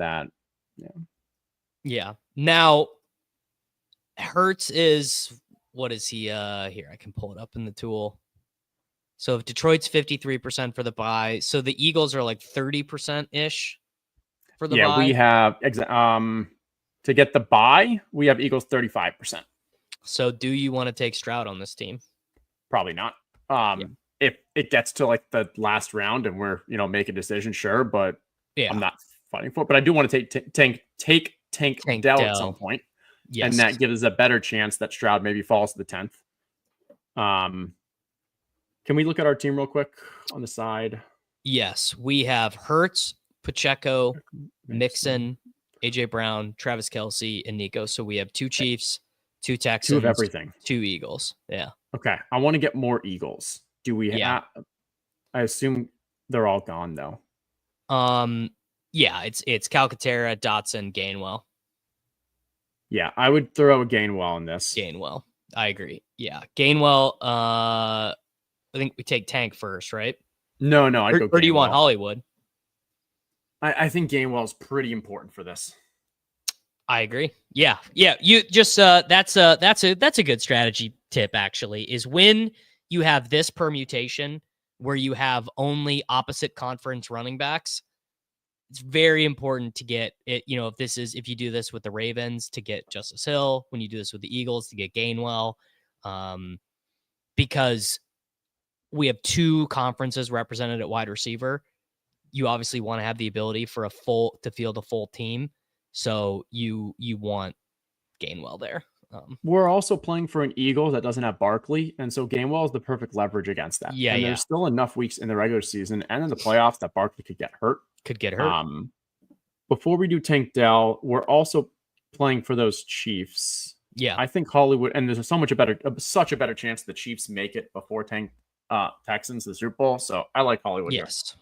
Yeah, the Super Bowl probability between those 2 teams it's not particularly close.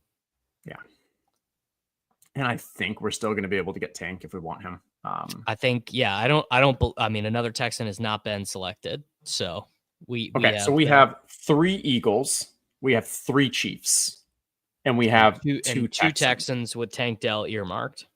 Okay, so we have pretty strong, and we have we have a very, very strong Eagles-Texans team. Yeah. Because we have the 2 best Texans and very strong Eagles. And we have a very strong Chiefs. Pretty strong Chiefs team. Yeah. Yep. I do want to kind of say that the Chiefs get the bye here. So I don't really want to grab No, we don't want to take another one. Yeah. So I like Tank, and then because Grant Calcaterra is not injured and Dallas Goedert is injured. So generally injured players are injured and non-injured players are available, is why I think you can take either. I don't think it's like a huge deal, I'm But going Goddard a little more because the Super Bowl is not for another 2 months. 6-7 weeks. Yeah. Like at least That 2-week break, people forget that 2-week break. now. A lot of guys have gotten healthy from the conference championship to the Super Bowl. Yeah. And so he's already been out like 3 or 4 weeks. So he's basically have 3 months to recover. Yeah. I don't even, to be honest, I don't even know what the injury is. Let's hold off before we click this because I want to talk through. Does this where Stroud probably makes sense? The next one, I think he does, because we're talking about what points is Calcaterra adding versus right? a Because Chief. we already have a strong. And if the Eagles get the bye here, but the Chiefs don't, this team is still alive with a Stroud.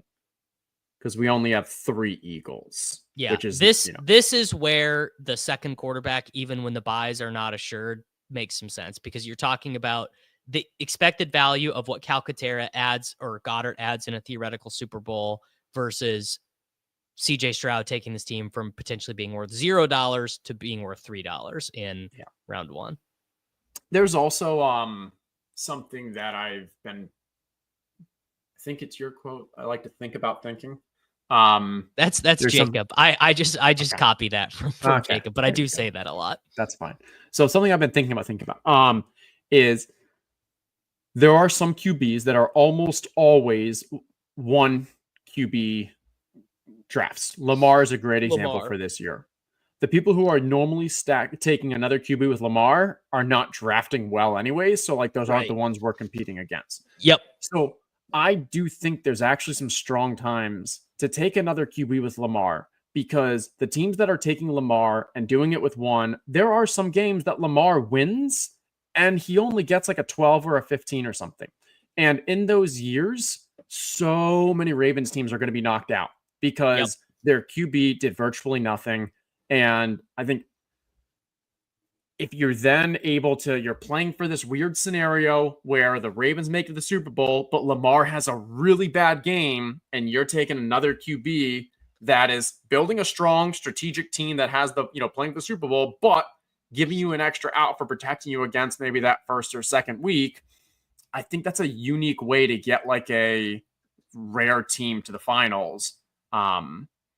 Thinking about thinking. I love thinking about stuff like that. I love thinking about the game within a game in which other players who are drafting similarly or valuing things similarly to you. So in other words, rosters that are likely to dupe you or steal your EV.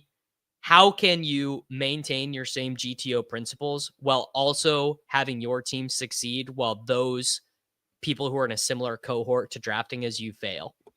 Yeah. And in a similar to, you mentioned this earlier, but one of the things we've talked about like at ETR is there's a lot of times, and I think maybe like Battle Royales is a good example. Our ranks differ drastically from the market. And like, usually the market kind of starts moving a little towards it, but sometimes there's players that are just like outliers.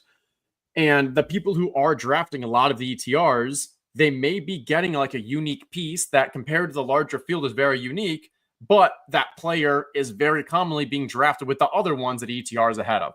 And so we want to make sure that not only are we, getting unique players in that type format, but you're not only doing it with other common teams. So now while it's unique in the large format, it still has a lot of dupes in like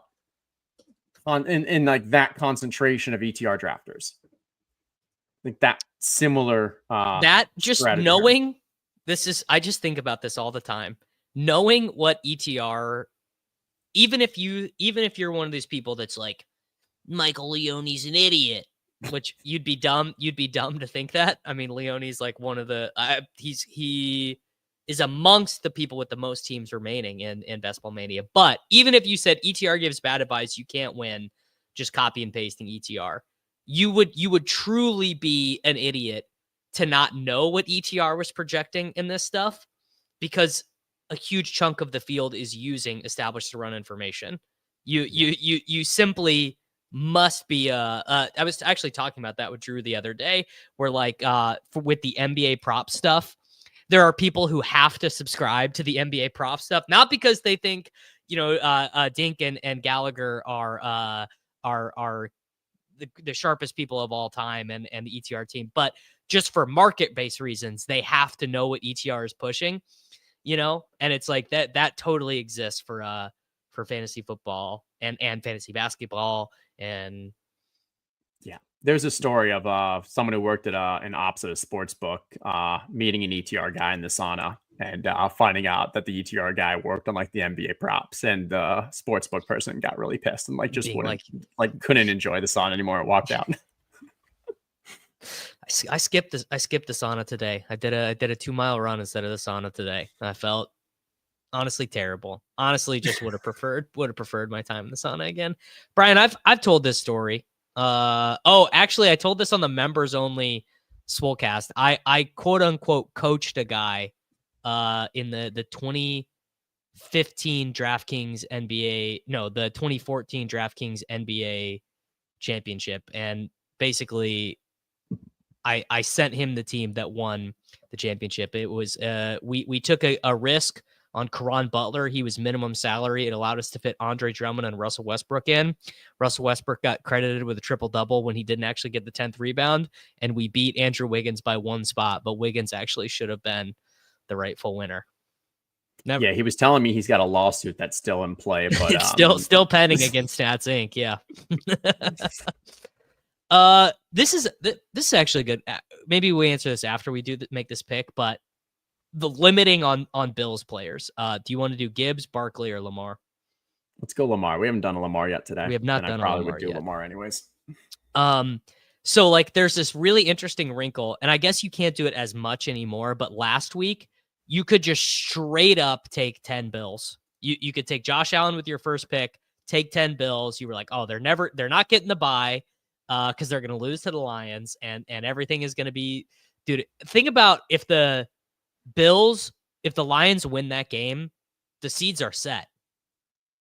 The Bills are 3 games back with 3 to play. The Lions are 2 games up with 3 to play. It just, we're basically set. There's a big wrinkle there. But how many Bills players in one draft would you take, Justin?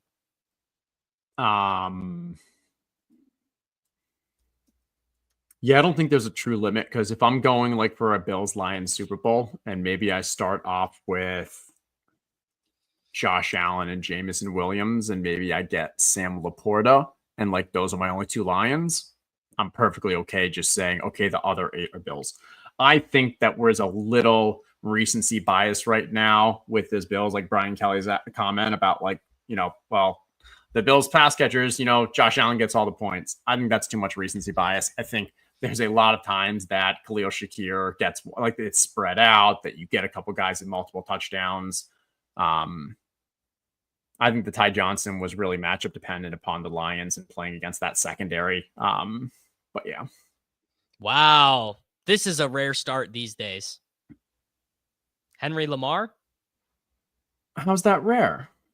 It's rare now. It's rare now because because Henry so often goes with Goff. Oh, okay. Well, actually, maybe it's not. Actually, this is not. Never mind. I'm actually full of shit. I'm actually totally full of shit. The Lamar Henry, the Goff Brown, and the Hurts AJ Brown are still very chalky.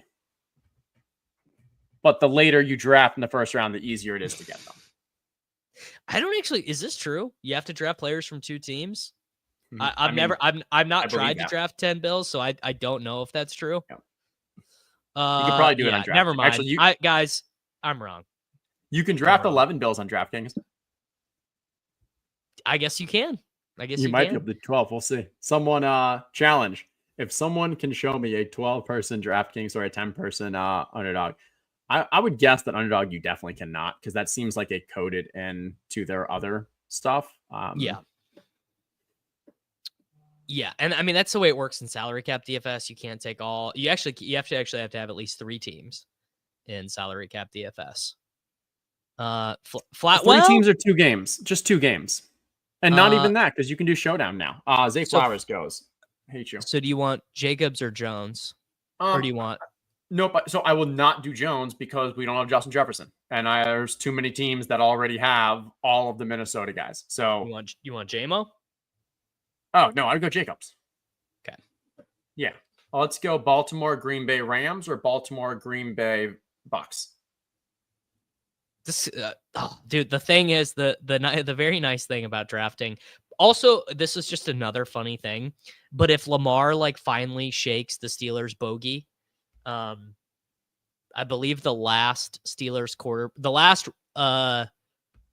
quarterback to lose to the Ravens at home, I believe, was Duck Hodges, which is just very funny. But if Lamar, like, this is not even a market-based thing. This is a vibes-based thing. If the Ravens come out and smoke the Steelers this week and Lamar throws like 5 touchdowns, even though that doesn't, honestly, that's not going to materially impact their Super Bowl odds, it will just make people feel that the Steelers are a better team, and people will be more wanting to take I said Steelers, I meant Ravens. People will be back in on the Ravens. I will say it. All right, let's look at the Steelers' schedule because it does help the Super Bowl odds because it gives them a better chance at getting the 3 seed. Steelers, but I think they would need the Steelers to lose another game. Steelers have Kansas City and Cincinnati. So if Baltimore does beat the Steelers, and then Baltimore's remaining schedule is at Texans and Browns. So I think, okay, we're up. I don't want Jaden Reed. You do, yeah. I mean, we can take any, and we could take Laporta. I would go we can take any NFC player or Andrews. Yeah, Andrews actually makes the most sense. Yeah. I'd go Andrews. The guy behind us is unlikely to take Laporta. Yes, I guess it would help them win the division, so then it would help them get home games. Yeah. It's a good point. Yeah, I mean, Andrews feels like the must pick there because you're competing against the second slot for Baltimore. For Baltimore. No one else has taken a Green Bay player yet. The difference between Jaden Reed and the other Green Bay pass catchers isn't that much. I would probably start signaling that we want either the Rams or the Bucks with this next pick. I think Puka makes more sense than Kyren on this team. I agree. Well, I always go Puka first just from ADP, but I also think like Puka and Cooper Kupp are more valuable for this team than just Mike Evans from a wide receiver standpoint.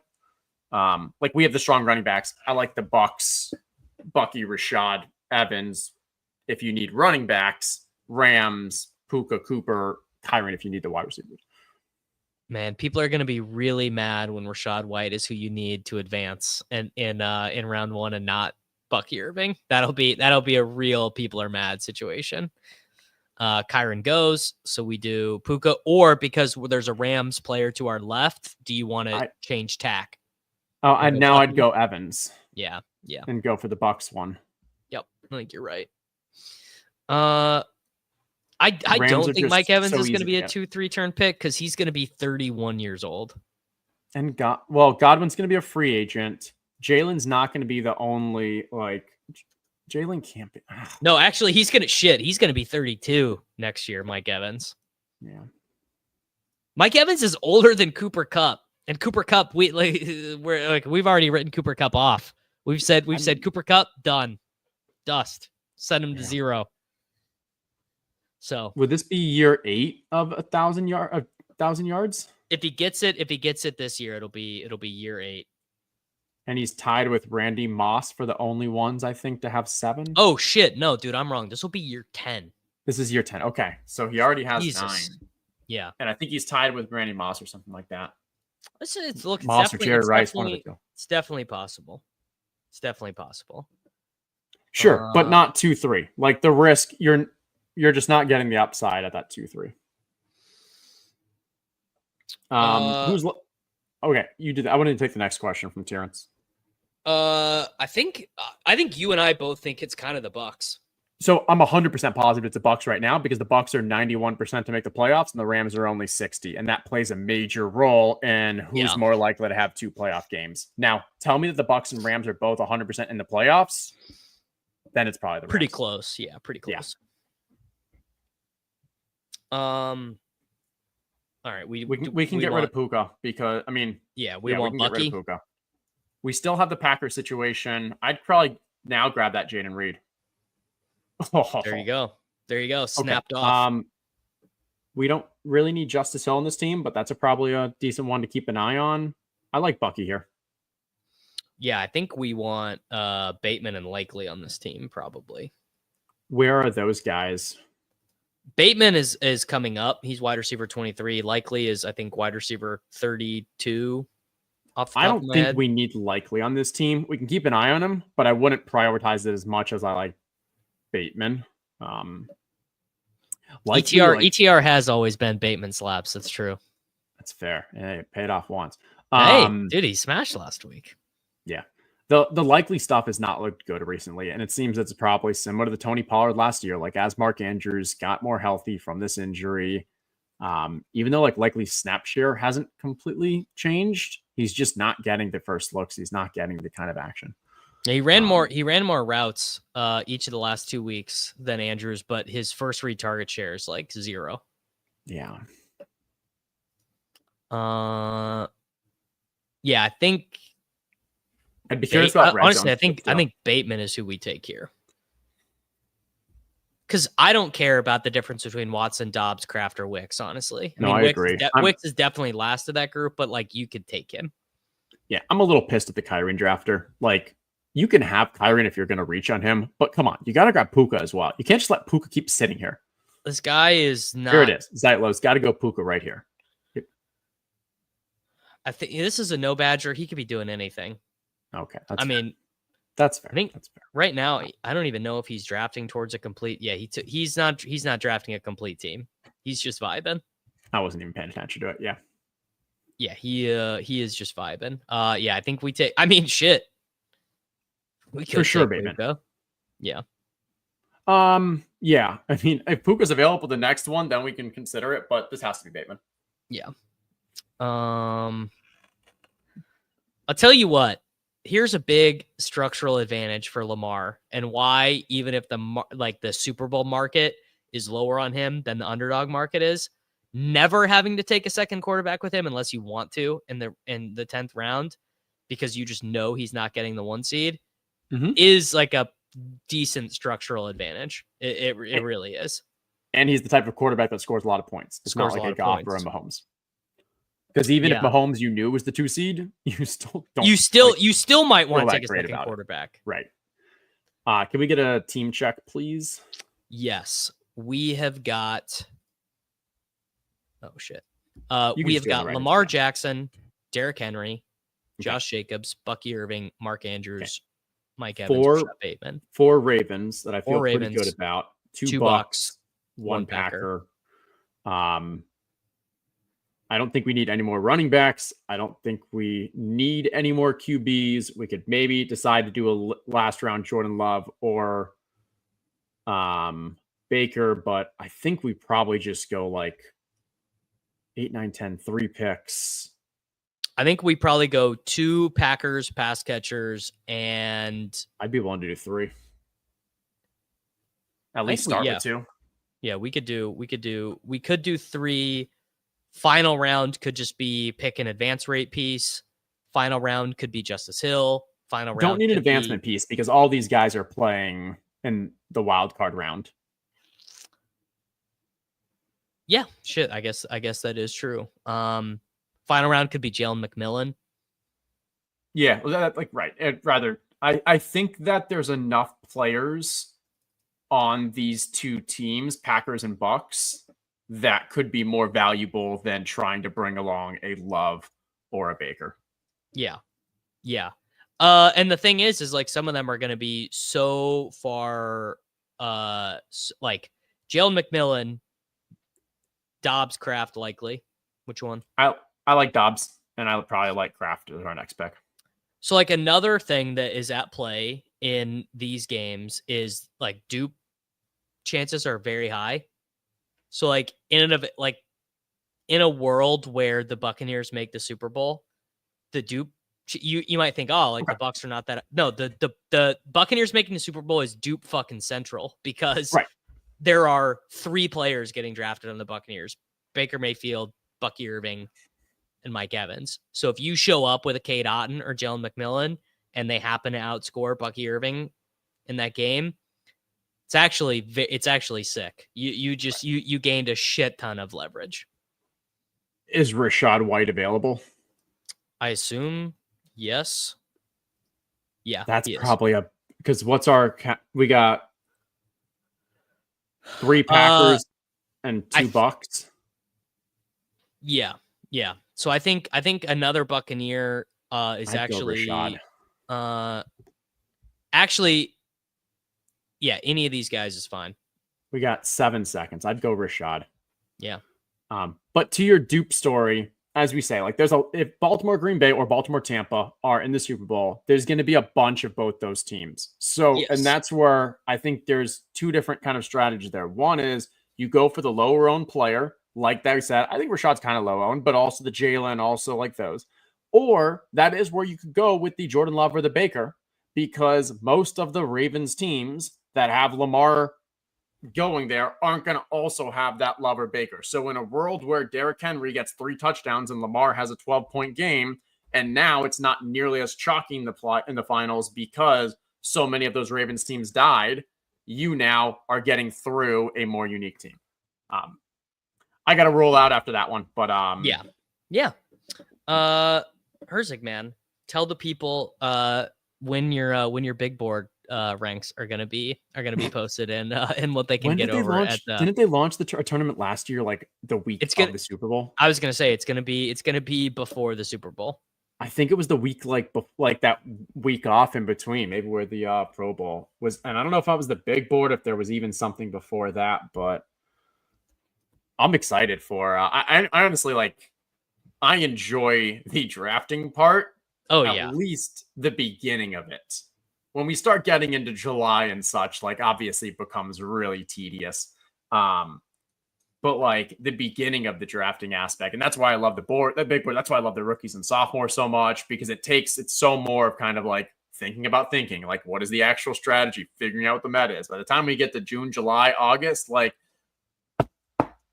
done this so many times. I know what I'm doing. But those early months, I'm pumped. Yeah. You're actually so right. It's a brand new puzzle. Whereas by June, I'm like, dude, I've done 900 drafts, man. Yeah. All right, man. Everyone, thank you. I'm gonna get out of here as well. Thank you to Mr. Herzig for joining me, and we will be back tomorrow with all the usual Friday content. Later, everybody. It's Short King Summer, dude. It just feels like no one in fantasy sports ever learns anything. Does he mistime it, or is Brock Bowers just a grown man? Brock Bowers is just a grown man. Dare I say, Rich, football might be back. In the words of Lane Johnson, this offense looks constipated. It's Short King Summer.